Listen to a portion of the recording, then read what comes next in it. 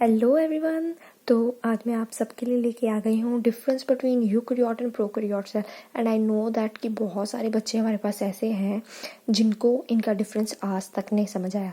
तो मैंने एक सिंपल सा डिफरेंस बनाया है जिसमें बहुत सारी ऑलमोस्ट इसका ओवरव्यू है वो सारा कवर कर रही हूँ मैं इसमें। ठीक है, so let's get start without wasting time. तो सबसे पहले मैं यूकैरियोट की बात करूँ तो बच्चों यूकैरियोट और प्रोकैरियोट को डिफ्रेंशिएट ही इसके लिए किया गया है क्योंकि इसमें जो है न्यूक्लियर एनवेलप प्रेजेंट होता है, पर जो प्रोकैरियोट है उसमें न्यूक्लियर एनवेलप जो है वो बिल्कुल भी प्रेजेंट नहीं होता। सो यही रीज़न है कि हमने यूकैरियोट और प्रोकैरियोट बनाया ही क्यों। ठीक है बच्चों, तो अगर मैं यूकैरियोट की बात करूं तो इसका देखिए हमारे पास ये जो हमारा न्यूक्लियस बना है, न्यूक्लियस में ऐसे छोटे छोटे पिट्स प्रेजेंट होते हैं। ये जो बाहर वाली है ये इसकी न्यूक्लियर मेम्ब्रेन है, ये आउटर न्यूक्लियर मेम्ब्रेन है, ये इनर न्यूक्लियर मेम्ब्रेन है। अंदर इसके न्यूक्लियोप्लाज्म प्रेजेंट होता है। और ये जो आप स्ट्रक्चर देख रहे हैं मुझे पता है, ये सबको पता है कि ये क्या है, क्रोमोसोम होता है। इसके अंदर double stranded linear DNA present होता है और जो न्यूक्लियोप्लाज्म है उसके अंदर हमारा न्यूक्लियोलस भी मिलता है। इसका जो न्यूक्लियोप्लाज्म है वो क्या होता है, लिक्विड स्टेट में होता है। वेयर एज इसमें अगर बात करें तो न्यूक्लियर मेम्ब्रेन न्यूक्लियोलस जो है वो दोनों ही चीज़ें इसमें एब्सेंट होती हैं। ठीक है, इसके यूकैरियोट के अंदर एक डेंस स्ट्रक्चर मिलता है, वो जो डेंस स्ट्रक्चर है उसी को हम क्या कह रहे हैं, न्यूक्लियस कह रहे हैं। सो सबसे पहले मैं आपको इस यूकैरियोट का पूरा करवा देती हूँ, फिर हम प्रोकैरियोट के बारे में बात करेंगे।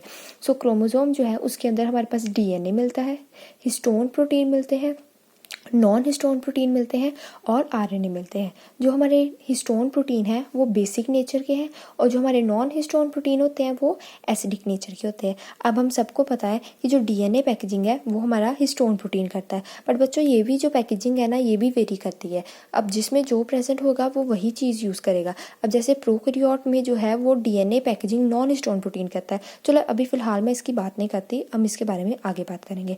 सो अब देखो बच्चों, वो ऑर्गेनिज्म हमेशा वेल डिफाइंड कहलाएगा जिसमें न्यूक्लियर मेम्ब्रेन न्यूक्लियोलस अच्छे तरीके से उसका न्यूक्लियस जो है वेल डिफाइंड है। अब इसमें जो है हमारे पास वेल डिफाइंड न्यूक्लियस मिल रहा है। दैट मीन्स कि इसकी जो डीएनए है वो न्यूक्लियर मेम्ब्रेन से कवर है, इसके ऊपर कवरिंग है। ये हमारा डीएनए है और इसके ऊपर जो है हमारे पास न्यूक्लियर मेम्ब्रेन की कवरिंग हो रही है। सो जिस वजह से मैं कह सकती हूँ कि हमारा जो न्यूक्लियस है जो यूकैरियोट में प्रेजेंट है वो क्या है, वेल डिफाइंड। क्यों? क्योंकि उसमें न्यूक्लियर एनवेलप भी प्रेजेंट है।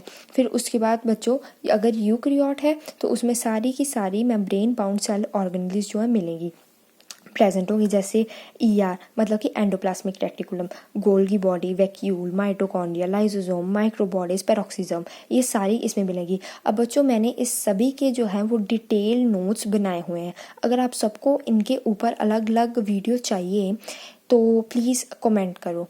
ठीक है, अब इसके बाद बारी आती है हमारी प्रोकैरियोट की। इसकी जो आरएनए और राइबोसोम की बात है वो मैं अभी बाद में करूँगी, वो क्योंकि कंपैरिजन में करवाना पड़ेगा। प्रोकैरियोट की बात करें तो जैसे कि मैंने बताया कि इसमें न्यूक्लियर मेम्ब्रेन न्यूक्लियोलस क्या है, एब्सेंट है। सो अगर इनमें इन दोनों चीज़ों की एब्सेंस है दैट मीन्स इसके पास वेल डिफाइंड न्यूक्लियस जो है वो प्रेजेंट नहीं होगा।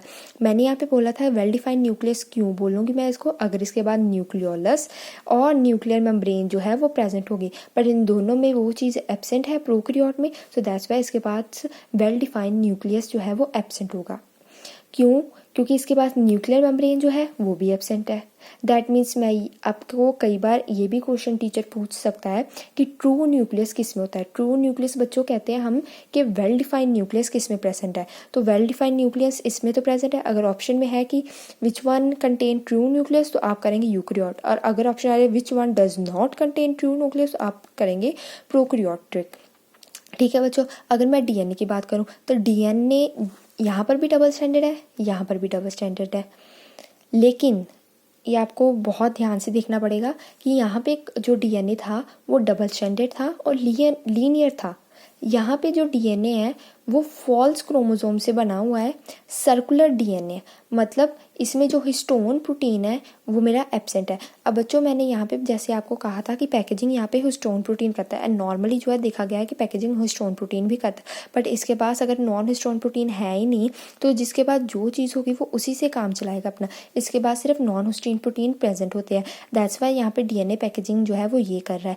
अब देखो हमारा जो डीएनए है almost kind of acidic nature का होता है। अब उसे पैकेजिंग करने के बाद न्यूट्रल करना होता है। सो न्यूट्रल करने के लिए उसको बेसिक होना ज़रूरी है। अब यहाँ पे तो हिस्टोन प्रोटीन प्रेजेंट है हमारे पास, दैट्स वाई बेसिक आ रहा है। और यहाँ पे नॉन हिस्टोन प्रोटीन प्रेजेंट है, सो दैट्स वाई इसको अपना जो है वो एसिडिटी या यहाँ पे एसिडिक था, यहाँ पे उसको क्या होना पड़ेगा, बेसिक होना पड़ेगा।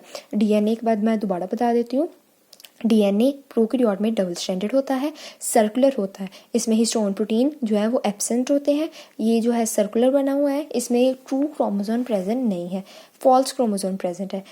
फॉल्स क्रोमोसोम का मतलब है कि जो क्रोमोसोम के अंदर मेरा डीएनए है ना वो लीनियर होना चाहिए, डबल स्टैंडर्ड होना चाहिए। लेकिन यहाँ पे मुझे क्या देखने को मिल रहा है कि ये सर्कुलर है, जिस वजह से मैं कह रही हूँ कि ये जो है फॉल्स क्रोमोसोम है, न्यूक्लियर डीएनए। अब जो जेनेटिक मटेरियल मिलता है ना बच्चों, वो जेनेटिक मटेरियल को हम न्यूक्लियर डीएनए भी बोलते हैं, फॉल्स क्रोमोसोम भी बोलते हैं और जीनोमिक डीएनए भी बोलते हैं। सो तीनों में से कोई भी वर्ड यूज़ हो जाए, आप कंफ्यूज मत होना।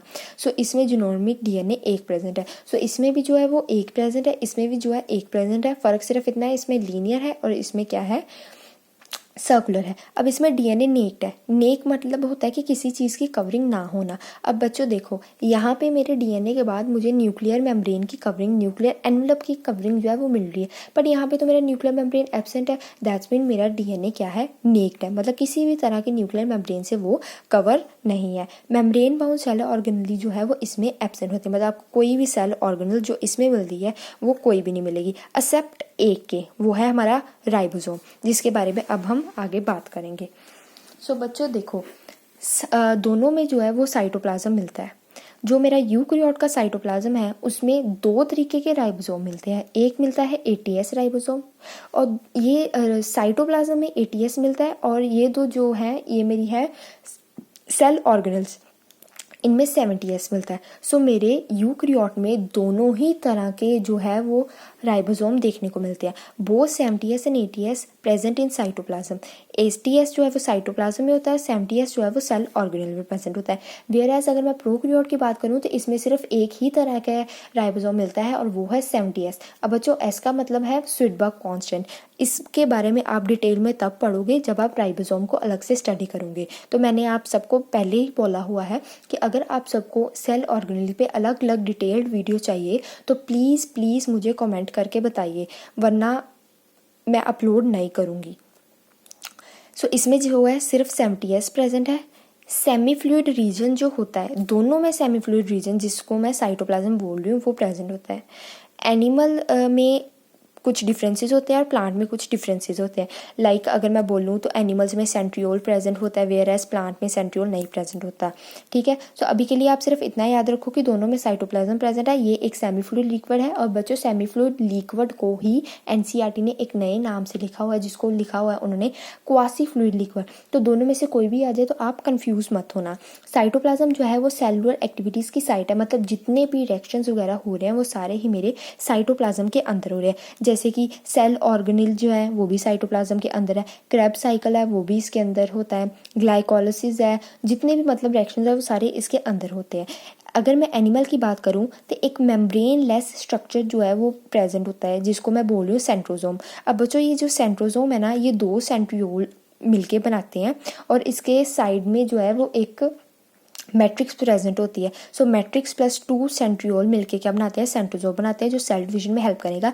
और ये बच्चों आप आगे जाके स्टडी करोगे डिटेल में। सेंट्रोजोम में जो है वो प्रोकैरियोट में एब्सेंट होगा है। प्रोकैरियोट में सिर्फ एक ऑर्गेनली प्रेजेंट होती है, वो है राइबोसोम, बस। इसके अलावा आपके पास कोई ऑर्गेनल नहीं है जो प्रोकैरियोट में प्रेजेंट होगी। सो आप ये अच्छे से देख लीजिए, इन दोनों पेजेस में आपका पूरा प्रोकैरियोट और यूकैरियोट जो है वो कवर हो रहा है एज अ ओवरव्यू। अभी मैं इसकी डिटेल में नहीं गई हूँ, डिटेल में जाऊँगी तो डिफरेंस बहुत बड़ा हो जाता, that's why. So okay everyone, so if you really like the video, please like the video, share it as much as you can and don't forget to subscribe the channel। and एक बहुत important बात मैं फिर बोल रही हूँ, अगर videos चाहिए तो प्लीज़ कमेंट कीजिए। Thank you everyone.